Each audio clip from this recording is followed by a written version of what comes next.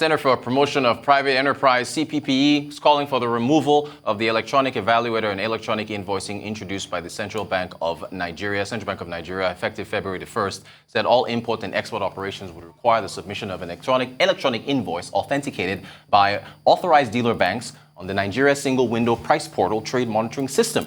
The CPPE says the e-invoice and e-evaluator policy will increase transaction costs, entrench red tape, increase uncertainty, and escalate business disruption. And we're very happy to have the man himself, Dr. Muda Yusuf, CEO of the Center for Promotion of Private Enterprise, to discuss further. Doctor, you're very welcome. Thank you so much for joining us. Thank you, Rotus. Happy New Year. Good to see you again. Thank you. Thank you. All right, so Doctor, let's we're talking during the break. Very intense debates here. What's the challenges facing trade in Nigeria?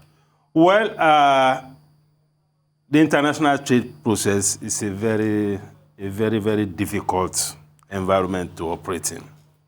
You recall that even Dr. Ngozi Okonjo-Iweala, DG WTO, stated that trade costs in Nigeria is one of the highest in the world. And she put it at an equivalent of 306% tariff. You know, that's an indication of the challenges that the economic players are facing in this economy. Talk to any importer or exporter.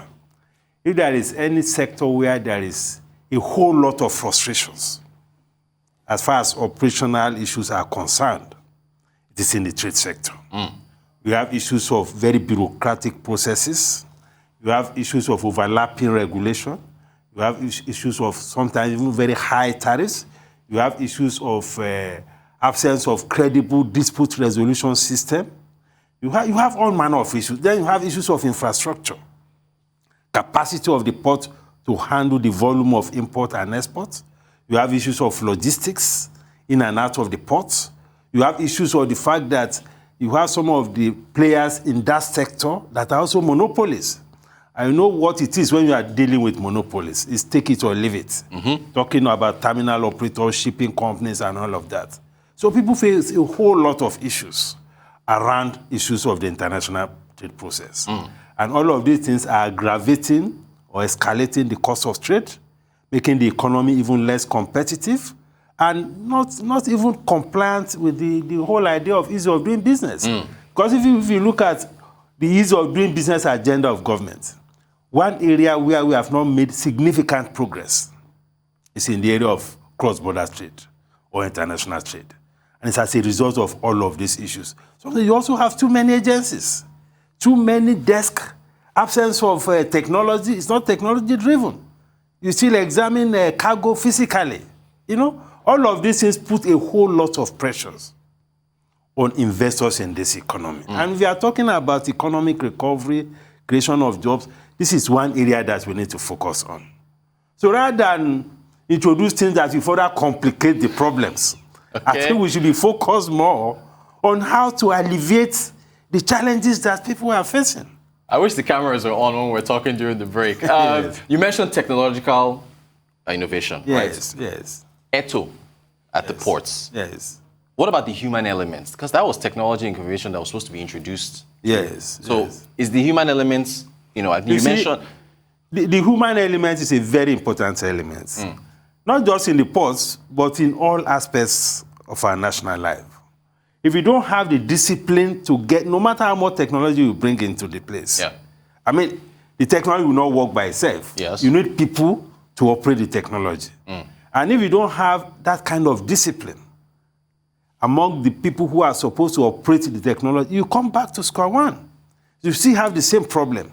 So the problem we are having with this ETO thing is a question of discipline, a question of corruption, extortion, and institutional weakness. And the fact that you also have too many centers of authorities. All the players around this ecosystem of moving things in and out of the port, they are reporting to different authorities. The police is reporting to a different authority. You have LASMA, you have NPA, you have the customs, you have the terminal operators, you have the shipping companies. So when you have this kind of diverse, kind of reporting, nobody is answering to anybody. So you need a kind of unified structure of command and the political will to make things happen, to ensure that there are consequences for infractions and there are rewards for good performance. That needs to be put in place in that, because if there is no discipline, no system can work. Then it won't work. Okay, so now let's get to it. Yes. The electronic invoicing introduced by the central bank. There are advantages to invoicing, are there not? Or what's your issue? You see, the issue is that we have enough troubles already in this international trade process. Okay. What the CBN is trying to do, of course, we all support the idea of curbing malpractices around the foreign exchange, over-invoicing. Right. And what the CBN is trying to do is to check over-invoicing, capital flight, and all of that. That is fine. But we already have a structure of valuation with the Nigeria Customs. Okay. They have a whole department. And if there is any challenge that even importers are facing right now, as far as international trade process is concerned, is the challenge of valuation and the challenge of classification. Okay. Because the customs have dual purpose or dual objectives. There's the objective of trade facilitation. There's the objective of revenue generation. And what we have seen is that the revenue generation objective has practically overwhelmed the other objective of trade facilitation. Yes. So that is why we keep having issues of, ease of doing business. So the valuation issue is a major function of the Nigeria Customs. Right from the point of PAR, pre-arrival assessment reports, they query the value of your products, of your import. You come to reports, you have the valuation unit, you have the CIU, you have the FOU, you have all manner of people. And because the objective is issue of revenue generation, the constant query that we get from the customs is the fact that people are not declaring the right value. That's undervaluation. Yes. So because the revenue, the customer wants to generate more revenue, most of the times they revise up the value of the invoice. And they say that people are undervalued because they don't want to pay duty. Now you have the CBN saying that people are overvaluing because they want to collect FX. Collect FX. You can see the quandary that is being created for importers. On one side, you are dealing with customs who is accusing you of undervaluation. Now you are talking about CBN accusing you of overvaluation. So the point to make here is that rather than the CBN setting up a parallel structure, the customs, first of all, has the statutory responsibility in this area.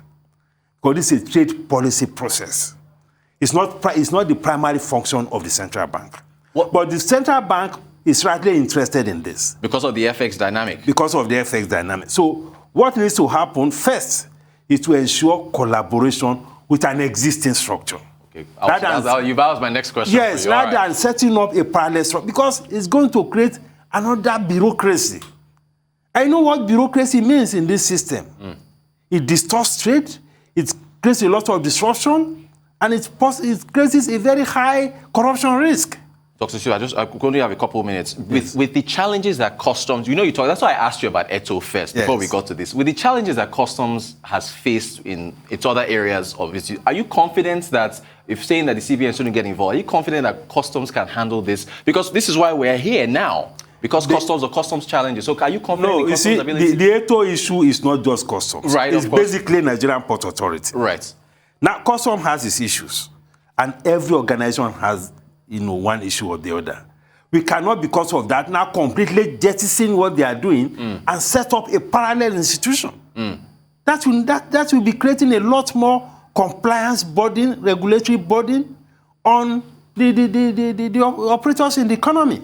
So whatever it is, they are both agencies of government. Yes. And this government have spoken repeatedly about the significance of synergy among institutions. Okay. Whatever the gaps are, they can interrogate it. They can point it out. It can be corrected. So our point is that we should not set up a parallel institution. We should work with customs. That is one. Secondly, the CBN should deal with the fundamental issue of subsidy in foreign exchange. Because all of these problems around abuses in the FX environment are a reflection of the subsidy in the official window. Because for as long as you have this huge premium, you have an official rate of 415 or 416. You have a parallel rate of 570. That is a recipe for abuse. We should deal with the fundamentals. The CBN should allow the market to function. The CBN should stop obstructing the market. The more you obstruct the market, the more you create all this problem of policing the system. How many people are you going to police? Doctor, this is the way to go. This is not sustainable. It's not sustainable. So the way to deal with this is to remove these incentives for round tripping. Because a huge demand is there in the official window because people want to round trip. Deep conversation. We need to remove that. Dr. Muda Yusuf, CEO of the Center for Promotion of Private Enterprise. You didn't have time to engage me. I know, right? Thank you so much for joining us. We appreciate you coming in.